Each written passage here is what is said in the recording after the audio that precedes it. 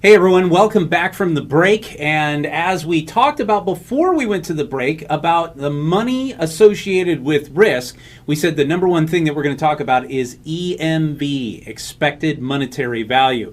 Now the cool thing is that we've already got a question. Heather wants to know exactly the basics on the exam when it comes to EMV. Hi Chris, I have a question about this whole EMV thing. I've seen it a few different ways on the practice exams. Do I need to know the individual amounts or the total amounts? I would really appreciate your help with this. Thanks.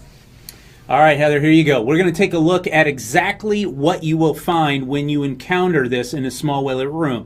Take a look. Here's a whole bunch of information that they're going to give to you. They give you a question at the top. They give you background information, and then they're going to give you some extra pieces of information about like the total amount of units and what your probability of the impact is going to be. Now, how does that work? Well, remember, with decision tree, you need to decide which path you are going to take. Are you going to take the way of doing in this case, a in-house fix, or are you going to come down and do an in-the-field fix? Now, the individual amounts, remember what Heather asked. She goes, do I need to know the individual or the final amount? The answer is both. Take a look at what you're doing here. You're going to go ahead and go up to the top and say that I have 100% of 100 at $100, and that's going to give me, of course, the $10,000. And so how does that all work?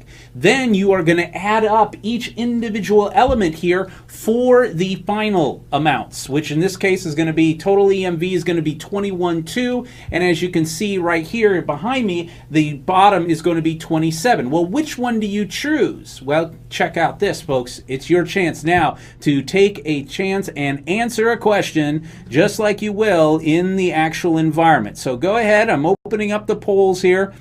Now you are going to want to answer according to the bottom there. Is it A, in-house fix because EMV is 21.2, B, in-house fix because EMV is 23, C, fix it in the field because EMV is 27, or D, fix it in the field because EMV is 21.2. Now, you might think there's a whole bunch of different ways to answer this, right? But there's only two possible correct answers.